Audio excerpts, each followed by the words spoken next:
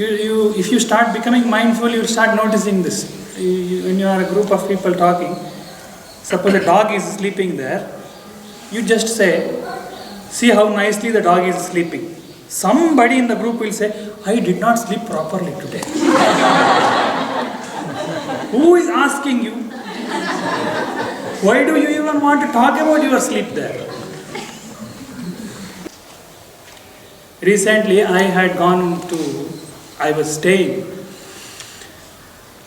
in somebody's house, and he was an artist. He's fine arts. He paints. The painter. He paints very nicely. He had many Buddha's paintings and all. And I liked it very much. That day evening, I was chatting with one of my friends in Bangalore. She's in Bangalore. I was chatting, and I was telling I went to this house. And I found this, he paints, and the paintings are very nice. I just made one statement. Her reply is, you should see my school drawings, they are horrible.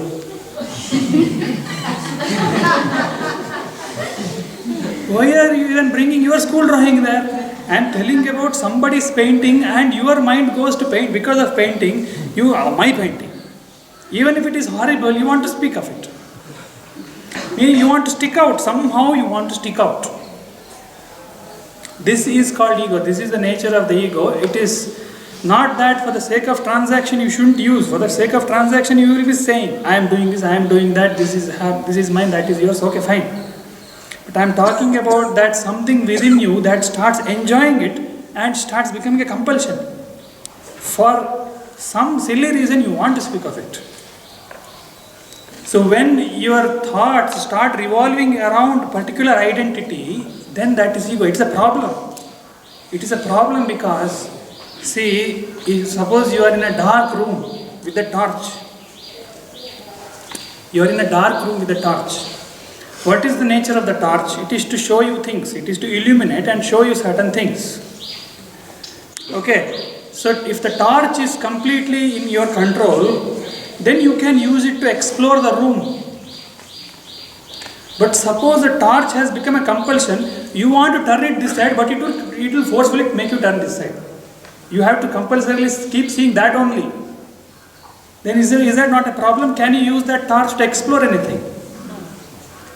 Currently, mentally, if that pattern runs, meaning no matter what word you hear, this is a corrupt Google search. No matter what term you hear, you have to somehow talk about yourself there. It has to be associated with what you have done with that. Even if it is absolutely unrelated, for example, that painting, she is not a painter. If she was a painter, okay, fine, you talk about her. She is not even a painter.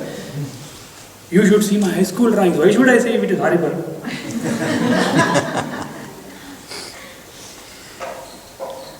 So this is one very subtle thing, and for you to realize this is what happens mostly in parties. This is what happens. What happens is, see, you are in a group and somebody is talking something. They are talking about their family, their children. They are talking about their children. So what happens is, in your awareness field, the information, their family, their children are being projected now. But you don't like that. You want your torch to be projecting your children, your family only. So immediately you will start speaking about your children. Especially mothers will start doing that. Vivekananda had given out a statement, more popular statement. Each soul is potentially divine.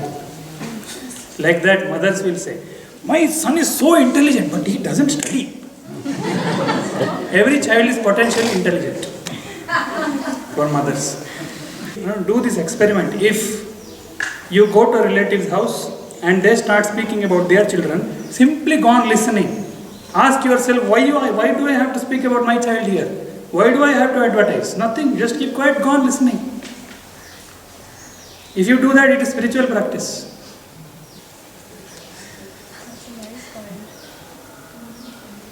What?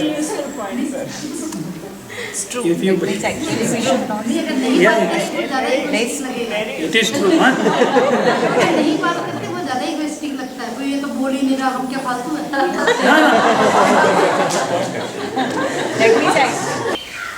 You were saying that when they speak, if I don't speak, then it will look abnormal kind of, and they may think that I am. But why do you even think that they are listening to you? Do you think anybody tries to, in a conversation like that, do you think anybody is trying to listen? Nobody is trying to listen anyway. Everybody is only trying to exert something. My son, my daughter, my daughter. My son, my daughter, my daughter. This only happens. It's a very subtle dog fight. It's a fight, isn't it? It's fight between good people, trying to stick out more than the other. So nobody is anywhere not listening. Is it not? Like it is almost like what happens in those news channels, especially that what's his name? Arnab Goswami. Nobody is listening. Everybody is speaking. That is what happens almost always. This is a very simple rule that I follow. Many people come to me, from the classes mostly. After the class, many will come to me. Apparently with some curiosity to know something, apparently with some questions, they will come. After that, only they will go on speaking. My rule that I have kept is not a strict rule or something, a general rule. If while I am speaking, if he asks something, he or she asks something, while I am speaking, if he or she interrupts me twice, after that I won't speak. While I am giving the answer, you can clearly make out they don't want to listen to the answer actually. They simply want to say something. They simply want to say something about themselves, about what is happening in their life, something. They don't want actually an answer. In such cases, what they need is only letting out the steam, venting out the steam. They are not looking for a solution. In that situation, I will not try to give answers forcefully. I will simply stay. They will speak. 5 minutes after that, they will say, okay, bhaiya, thank you very much, they will go. Really? So in such situations, why should you speak, I am asking. They are anywhere not asking you to, they are anywhere not listening. So if you don't speak, nothing happens. Nobody will notice. If you do this one simple thing, you are talking in your day-to-day life, your talking amount will come down by 50%.